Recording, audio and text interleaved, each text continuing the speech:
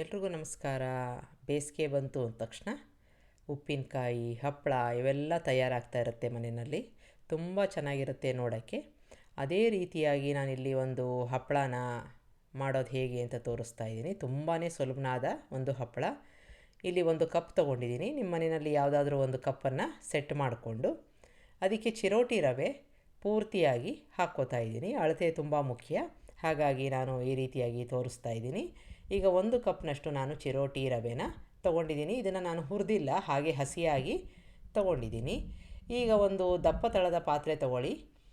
ನಿಮ್ಮ ಮನೆಯಲ್ಲಿ ಬಾಣಲೆ ಏನಾದ್ರು ದಪ್ಪಕ್ಕಿದ್ದರೆ, ಪಾತ್ರೆ ದಪ್ಪಕ್ಕಿದ್ದರೆ ಅದನ್ನು ತೊಗೋಬೋದು. ನಾನಿಲ್ಲಿ ಕುಕ್ಕರ್ ಇಟ್ಕೊಂಡಿದ್ದೀನಿ ಅಷ್ಟೇ. ಅದಕ್ಕೆ 7 ಕಪ್ನಷ್ಟು ನೀರನ್ನು ಹಾಕ್ಕೊಂಡು ಚೆನ್ನಾಗಿ ಕುದಿಯೋಕ್ಕೆ ಬಿಡಬೇಕು. ಈಗ ಸಣ್ಣದಾಗಿ ಕುದಿಯೋಕ್ಕೆ ರೆಡಿ ಆಗ್ತಾಯಿದೆ. ರುಚಿಗೆ ತಕ್ಕಷ್ಟು ಉಪ್ಪನ್ನು ಹಾಕ್ಕೊಳ್ಳೋಣ, ಚೆನ್ನಾಗಿ ಮಿಕ್ಸ್ ಮಾಡ್ಕೊಂಬಿಡೋಣ. ಈಗ ಕುದಿ ಬರ್ತಾಯಿದೆ ಅಂತ ಅನಿಸಿದ್ರೆ ನಾವು ಇಟ್ಕೊಂಡಿದ್ವಲ್ಲ ಚಿರೋಟಿ ರವೆ, ಅದನ್ನು ಸ್ವಲ್ಪ ಸ್ವಲ್ಪ ಹಾಕ್ಕೊಂಡು ನಿಧಾನಕ್ಕೆ ಕಲಿಸ್ಕೊತಾ ಹೋಗಬೇಕು. ಗಂಟಾಗಬಾರ್ದು, ಹಾಗಾಗಿ ಒಟ್ಟಿಗೆ ಹಾಕ್ಕೊಳ್ಳೋಕ್ಕೆ ಹೋಗಬಾರ್ದು. ಸ್ವಲ್ಪ ಸ್ವಲ್ಪ ಹಾಕ್ಕೊಂಡು ಮಿಕ್ಸ್ ಮಾಡ್ಕೊತಾ ಹೋಗಬೇಕು. ಈಗ ಸಣ್ಣದಾಗಿ ರವೆ ಕುದೀತಾ ಇರಲಿ, ಅಂದರೆ ಸಿಮ್ಮಲ್ಲಿ ಇಟ್ಕೊಂಡು ಈ ರವೆನ ಹಾಕ್ಕೋತಾ ಕಲಿಸ್ಕೊತಾ ಬರಬೇಕು. ಒಟ್ಟಿಗೆ ಹಾಕ್ಕೊಂಬಿಟ್ರೆ ಗಂಟಾಗ್ಬಿಡುತ್ತೆ, ಆಮೇಲೆ ಚೆನ್ನಾಗಿ ಬರಲ್ಲ. ಹಾಗಾಗಿ ಸ್ವಲ್ಪ ಸ್ವಲ್ಪ ಹಾಕ್ಕೊಂಡು ಈ ಥರ ಕಲಿಸ್ಕೊತಾ ಹೋಗಬೇಕು. ಈಗ ಪೂರ್ತಿಯಾಗಿ ಹಾಕ್ಕೊಂಡಿದ್ದೀನಿ, ಎಲ್ಲೂ ಗಂಟುಗಳಾಗಿಲ್ಲ. ಚೆನ್ನಾಗಿ ಈ ಥರ ಮಿಕ್ಸ್ ಮಾಡಿಕೊಂಡು ಸಣ್ಣ ಊರಿನಲ್ಲಿ ಇದನ್ನು ಬೇಯಿಸ್ಕೋಬೇಕು. ರವೆ ಚೆನ್ನಾಗಿ ಬೇಯಬೇಕು. ಸುಮಾರಾಗಿ ಗಟ್ಟಿ ಆಗ್ತಾ ಬರ್ತಾಯಿದೆ. ಪ್ರತಿಯೊಂದು ರವೆ ಕಣನೂ ಚೆನ್ನಾಗಿ ಬೇಯಬೇಕು, ಹಾಗಾಗಿ ಈ ಥರ ಕೈ ಆಡಿಸ್ಕೊತಾ ಇರಬೇಕು. ಈಗ ಮಧ್ಯದಲ್ಲಿ ನಾನು 2 ಟೀ ಸ್ಪೂನ್ನಷ್ಟು ಜೀರಿಗೆ ಹಾಕ್ಕೊಂಡು ಇಂಗನ್ನು ಹಾಕ್ಕೋತಾ ಇದ್ದೀನಿ.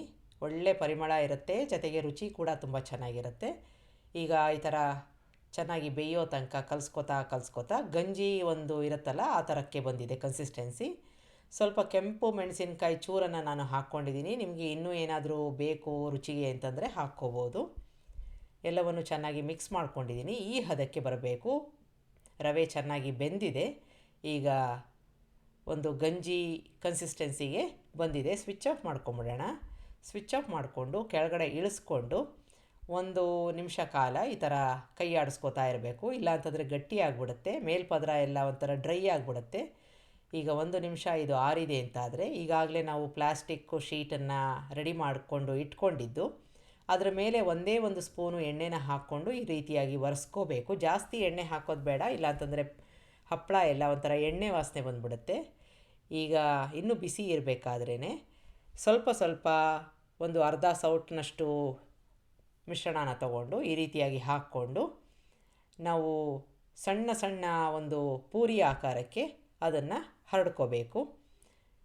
ಮೊದಲೇ ರೆಡಿ ಮಾಡ್ಕೊಂಡಿದ್ರೆ ಕೆಲಸ ಬೇಗ ಆಗುತ್ತೆ. ಬಿಸಿ ಆರೋದ್ರೊಳಗಾಗಿ ಈ ರೀತಿಯಾಗಿ ಮಾಡ್ಕೋಬೇಕು. ತುಂಬ ಗಟ್ಟಿಯಾಗಿಬಿಟ್ರೆ ಆಮೇಲೆ ಹರಡೋಕ್ಕೆ ಬರಲ್ಲ. ನಾನೆಲ್ಲ ಈ ಥರ ಕಂಪ್ಲೀಟ್ ಮಾಡ್ಕೊಂಡಿದ್ದೀನಿ. ಈಗ ಇದನ್ನು ಮನೆ ಒಳಗಡೆ ಮಾಡಿಕೊಂಡ್ರೆ ನಿಮಗೇನು ತೊಂದರೆ ಇಲ್ಲ. ಬಿಸಿಲಲ್ಲೇ ಮಾಡಬೇಕು, ತುಂಬ ಬಿಸಿಲಲ್ಲಿ ಕಾಯಬೇಕು ಅಂತ ಇಲ್ಲ. ಇದನ್ನು ನಾನು ಮನೆ ಒಳಗಡೆ ಮಾಡ್ತಾ ಇರೋದು. ಈಗ 8 ಗಂಟೆ ಆಗಿದೆ. ಅದನ್ನು ನಿಧಾನಕ್ಕೆ ತಿರುಗಿಸಿ ಹಾಕ್ಕೊಳ್ಳೋಣ. ಮನೆ ಒಳಗಡೆ ಶಾಖ ಇರುತ್ತೆ. ಈಗ 1 ದಿನ ಆದಮೇಲೆ ಮಿಕ್ಕ 1 ದಿನ ಅಥವಾ 2 ದಿನ ನೀವು ಪೂರ್ತಿಯಾಗಿ ಬಿಸಿಲಲ್ಲಿ, ಅದು ಸುಮಾರಾಗಿ ಒಣಗಿದ ಮೇಲೆ ಬಿಸಿಲಲ್ಲಿ ಇಟ್ಕೊಂಡು ಚೆನ್ನಾಗಿ ಒಣಗಿಸ್ಕೋಬೇಕು. ಈಗ ಪೂರ್ತಿಯಾಗಿ ಒಣಗಿದ ಮೇಲೆ ಅದು ಟ್ರಾನ್ಸ್ಪರೆಂಟ್ ಆಗಿರುತ್ತೆ, ಈ ರೀತಿಯಾಗಿ ಆಗಿರುತ್ತೆ. ಎಣ್ಣೆ ಚೆನ್ನಾಗಿ ಕಾಯಕ್ಕೆ ಇಟ್ಟಿದ್ದೀನಿ.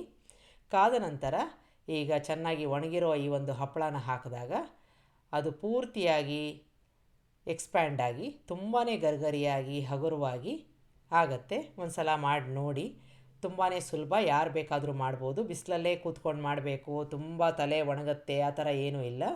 ಮನೆಯಲ್ಲಿ ಜಾಗ ಇದ್ದರೆ ಮೊದಲನೇದಾಗಿ ಅದನ್ನು ಮಾಡಿಕೊಂಡು 1-2 ದಿನ ಅದನ್ನು ಈ ರೀತಿಯಾಗಿ ಮನೆಯಲ್ಲೇ ಇರೋ ಒಂದು ಬಿಸಿಗೆ ಒಣಗುತ್ತೆ. ಫ್ಯಾನ್ ಹಾಕೋ ಅವಶ್ಯಕತೆಯೂ ಇಲ್ಲ, ಮನೆಯಲ್ಲೇ ಹೀಟು ಸಾಕಷ್ಟು ಇರುತ್ತೆ. ಈಗ ಒಣಗಿದೆ. ಅದನ್ನು ಬಿಸಿಲಲ್ಲಿ ಆನಂತರದಲ್ಲಿ ಚೆನ್ನಾಗಿ ಒಣಗಿಸ್ಕೊಂಡು ನೀವು ಏರ್ ಟೈಟ್ ಬಾಕ್ಸ್ನಲ್ಲಿ ಇಟ್ಕೊಂಡು ಪೂರ್ತಿ ವರ್ಷ ಇದನ್ನು ನೀವು ಸವಿಬೋದು. ಈಗ ಪ್ರತಿಯೊಂದು ಹಪ್ಪಳನೂ ತುಂಬಾ ಗರಿಗರಿಯಾಗಿ ಕ್ರಿಸ್ಪಾಗಿ ತುಂಬಾ ಲೈಟಾಗಿ ರುಚಿಯಾಗಿ ಇರುತ್ತೆ. ಈ ಥರ ಮಾಡ್ಕೊಂಡಿದ್ದೀನಿ. ಈಗ ತೋರಿಸ್ತಾ ಇದ್ದೀನಿ ನೋಡಿ. ಹಗುರವಾಗಿ ಮುರಿದಾಗ ತುಂಬಾ ಸುಲಭನಾಗಿ ಮುರಿಯೋ ಅಂಥದ್ದು, ತುಂಬಾ ಕ್ರಿಸ್ಪಾಗಿ ಇರೋವಂಥದ್ದು, ಬಾಯಲ್ಲಿ ಕರಗೋ ಅಂಥ ಒಂದು ಹಪ್ಪಳ ಸುಲಭವಾದ ವಿಧಾನದಲ್ಲಿ ನೀವು ಮಾಡ್ಕೋಬೋದು. ಒಂದು ಸಲ ಮಾಡಿ ನೋಡಿ. ನಿಮಗೆ ರೆಸಿಪಿ ಇಷ್ಟ ಆದಲ್ಲಿ ಲೈಕ್ ಮಾಡಿ, ಶೇರ್ ಮಾಡಿ, ಕಮೆಂಟ್ ಮಾಡಿ, ನನ್ನ ಚಾನಲ್ಗೆ ಸಬ್ಸ್ಕ್ರೈಬ್ ಮಾಡಿ. ನಮಸ್ಕಾರ.